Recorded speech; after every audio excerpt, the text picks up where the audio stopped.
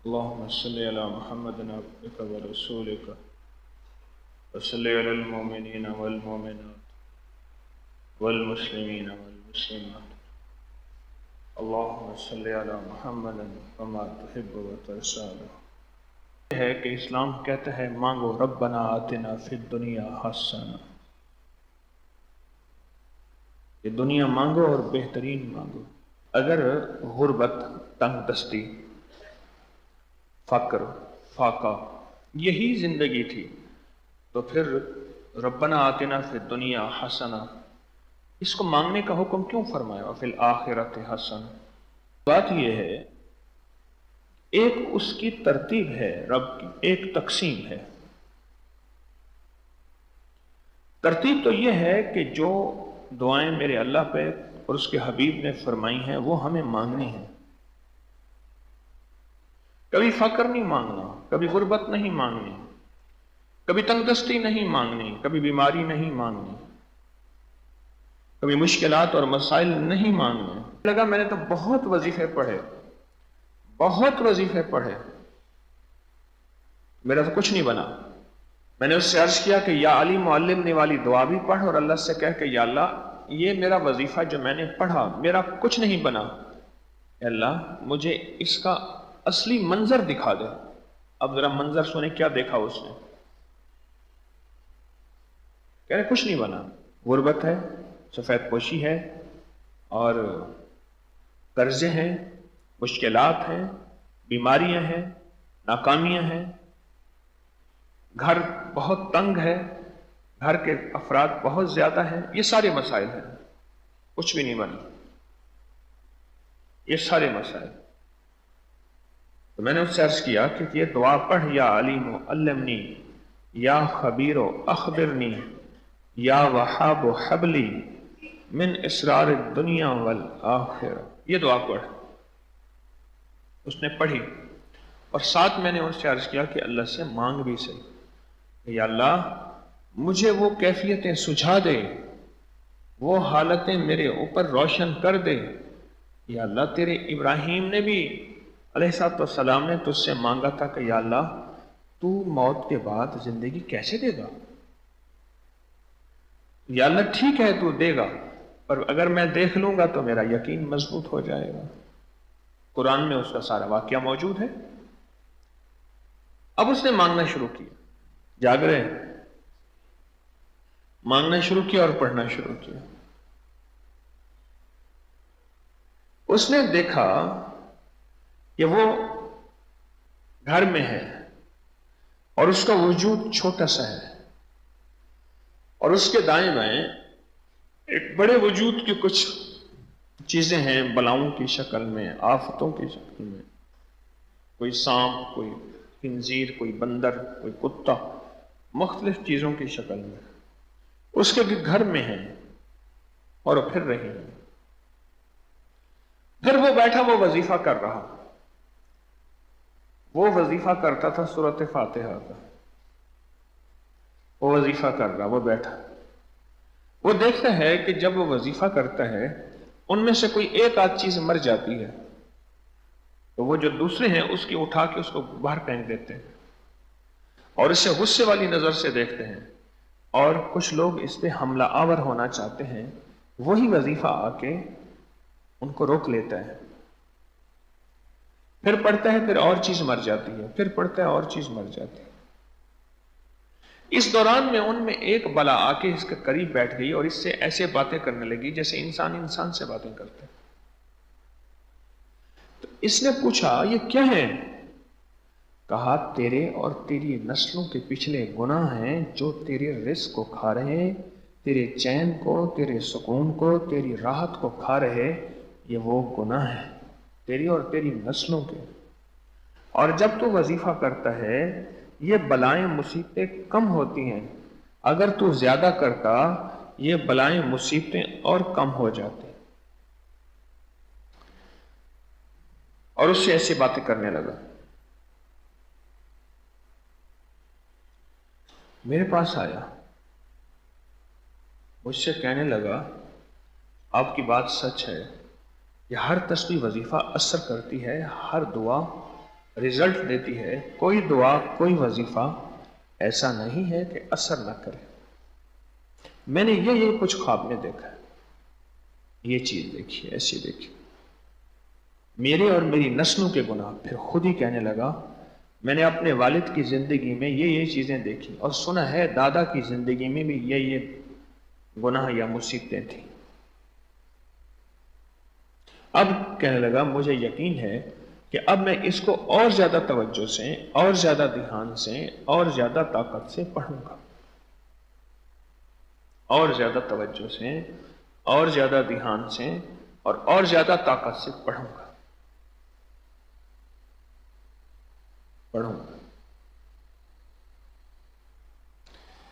ایک طرف ہمیں زندگی میں استغفار دیا گیا، اور ایک طرف زندگی میں یہ دعا دی گئی۔ یہ آج جو بات میں آپ سے عرض کر رہا ہوں ذرا توجہ طلب بات ہے، اس پہ آپ اپنے سارے حواس اور جتنی بھی کان آنکھیں ہیں ذرا کھلا اپنے آپ کو توجہ سے بیٹھیے گا، اور جو سونے والی یہ پوزیشن ہے یہ پہلے ختم کر دیں۔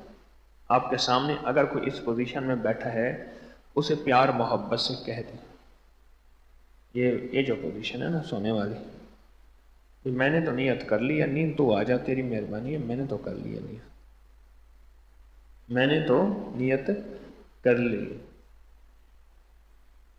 دیکھیں ہماری زندگی میں سکھ سکون چین راحت اور یہ نسلوں میں چلے، اس کے پیچھے دعاؤں کی بڑی طاقت ہوتی ہے، یاد رکھیے گا، بہت طاقت ہوتی ہے۔ یہ جو تسبیح خانے میں دن رات بیٹھے دعا کر رہے دعا کر رہے دعا کر رہے دعا کر رہے، اور شیطان کہہ رہا کیا نتیجہ ملا؟ کچھ بھی نہیں ملا۔ کیا ملا تجھے؟ کچھ بھی نہیں ملا۔ کیا پایا؟ کچھ بھی نہیں پایا۔ اور شیطان طبیعتوں کے اندر مایوسیاں پیدا کرتا ہے۔ اب اس میں ایک فرمان سناتا ہوں۔ حضرت عمر رضی اللہ تعالیٰ عنہ فرماتے ہیں مجھے دعاؤں کی قبولیت کا اتنا فکر نہیں ہوتا جتنا مانگنے کا فکر ہوتا ہے، کہ میں کس طرح زیادہ سے زیادہ دعائیں مانگ لوں۔ اور پھر اگلی بات جو فرمائی اس سے ہمیں یہ بات سمجھ بھی آئے گی۔ کیا فرمایا؟ فرمایا دعاؤں کی قبولیت میرے بس میں نہیں ہے، مانگنا تو میرے بس میں ہے، یہ میرے بس میں نہیں ہے کہ دعائیں میری ساری قبول ہو جائیں۔ وہ اسی کا نظام ہے، وہ چاہے جیسے کر دے، لیکن دعاؤں کا مانگنا تو میرے بس میں ہے۔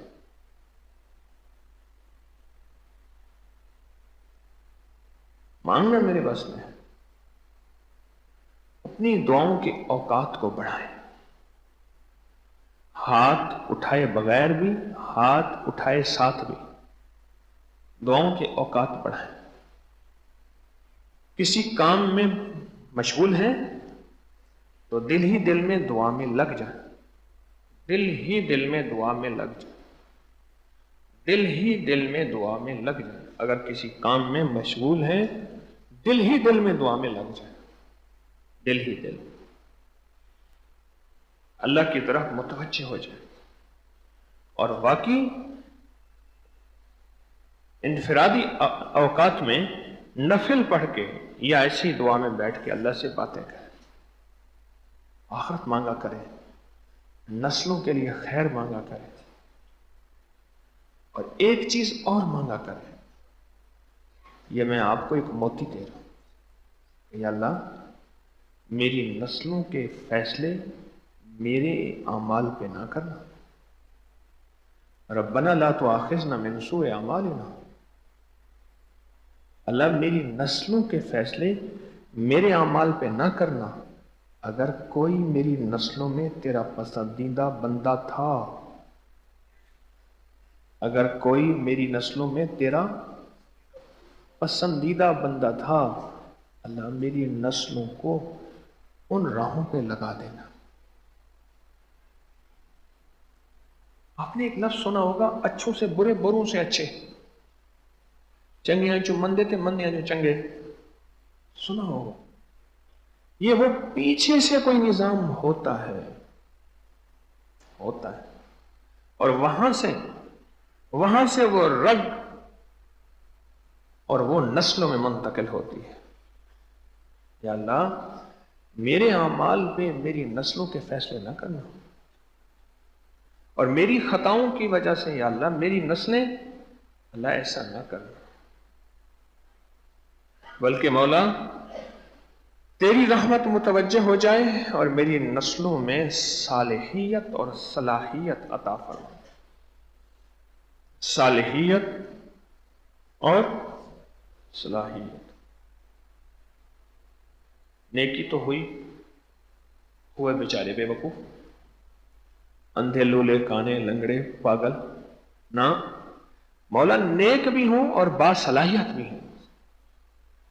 صالحیت اور صلاحیت، صالحیت صالح سے مراد نیک، اور صلاحیت سے مراد کہ ان کے اندر دنیا کے سارے نظام کی صلاحیت ہو۔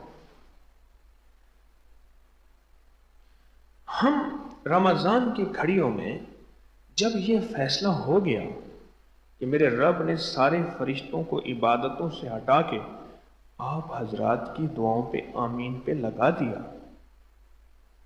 تو پھر اس چانس کو بتائیں کتنا زیادہ اس پہ فائدہ اٹھانا چاہیے۔ جب یہ فیصلہ ہو گیا کہ اللہ نے سارے فرشتوں کو فرمایا سب عبادتیں چھوڑ دو، کیا کریں مولا، ہمارا تو کام ہی عبادت ہے، اب کیا کریں؟ فرمایا یہ جو میرے روزے دار ہیں نا، ان کی دعاؤں پہ آمین کہنا یہی تمہاری عبادت ہے، بس دن رات ان کی دعاؤں پہ آمین کہو، آمین کہو، آمین کہو، آمین کہو، یہی تمہاری عبادت ہے، یہی تمہاری عبادت ہے، آمین کہو، بس آمین کہتے جاؤ، کہتے جاؤ۔ اب جب فرشتے منتظر ہیں ہماری آمین کہنے پہ، عام دنوں میں ہم خوب دعائیں مانگیں، خوب دعائیں مانگیں، اس وقت یہ وعدہ نہیں ہے کہ ہم نے فرشتوں کو کہا بھئی چھوڑو، کوئی سفر میں مانگ رہا، کوئی رجب میں مانگ رہا، کوئی نہ، یہ وعدہ ہے، اس وعدے میں ہم ایک ایک پل اللہ سے کیسے منوا لیں، اور ایک ایک پل اللہ کے خزانوں سے کیسے کیش کروا لیں۔ جب وعدہ ہے میرے کملی والے کا کہ اللہ نے سارے فرشتوں کو سب عبادتوں پہ اور صرف ایک عبادت پہ لگایا، اور وہ عبادت آمین آمین آمین آمین، مجھے اس دعا کی قبولیت کا کوئی اگر شک ہے تو بتا دیں۔ آپ بتائیں کہ ہمیں اس دعا پہ کتنا زیادہ جڑنا ہے اور کتنا زیادہ لگنا ہے اور کتنا زیادہ متوجہ ہونا ہے۔ اب دعائیں دو قسم کی ہیں، ایک اجتماعی دعا ہے، ایک انفرادی دعا ہے، ہم نے دونوں میں حصہ زیادہ ملانا ہے۔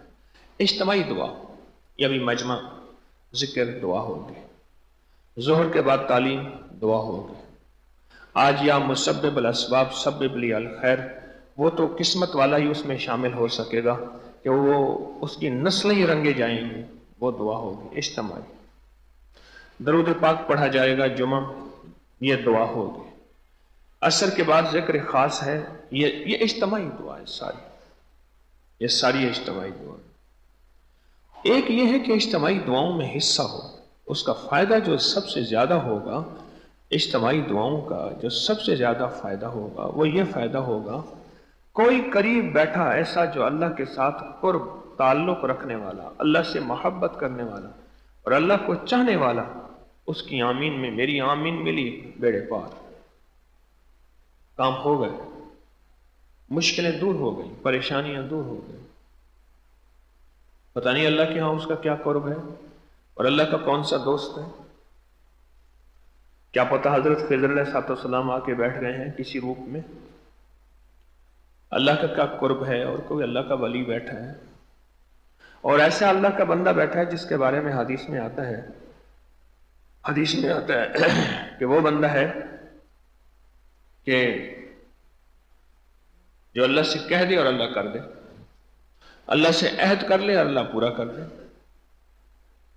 ہم نے دونوں اجتماعی دعا میں بھی انفرادی دعا میں بھی حصہ ملانا ہے، اس لیے کہ اللہ پاک جل شانہ نے فرشتوں کو ہماری دعاؤں کی آمین میں فارغ کر دیا۔ اللہ نے تو فرشتوں کو فارغ کر دیا اور ہم فارغ بیٹھے رہے اور دعا میں نہ لگے، نہ اجتماعی دعا میں لگے نہ انفرادی۔ فرشتے بھی کہیں گے یا اللہ ہم تو فارغ بیٹھنے والے ہیں ہی نہیں، تو نے ہمیں فارغ قوم کے لیے فارغ کر دیا۔ نہیں، ہم نے اپنے پل پل کو قیمتی بنانا۔ اور ایک اور بات بھی سن لیں،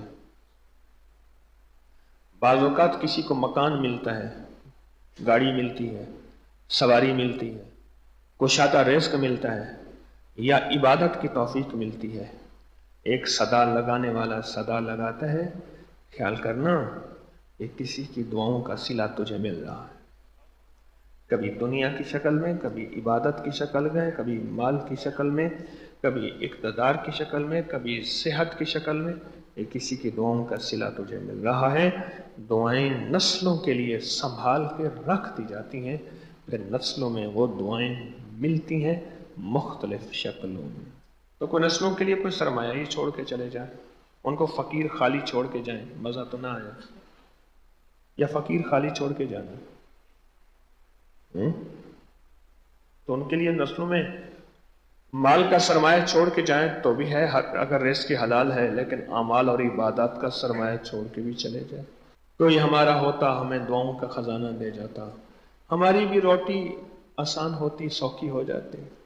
کوئی ہوتا ہمارا۔ آج دعاؤں کا موقع ہے، فرشتے فارغ ہیں تو اپنے لیے بھی اپنی نسلوں کے لیے فیصلے کروا لیں۔ کوئی مشکل ہے؟ فرشتے تو فارغ ہیں اور قبولیت کے بھی وعدے ہیں۔ چلو تسبیح خانے کے مجمع میں بیٹھے ہیں، میرا منہ اتنا کالا ہے کہ میری دعاؤں کی قبولیت کا مجھے یقین نہیں ہے، کوئی سفید دل والا سفید منہ والا ہی تو ہوگا، اور مجمع میں اس کی دعاؤں کے ساتھ میری دعائیں شامل ہو جائیں۔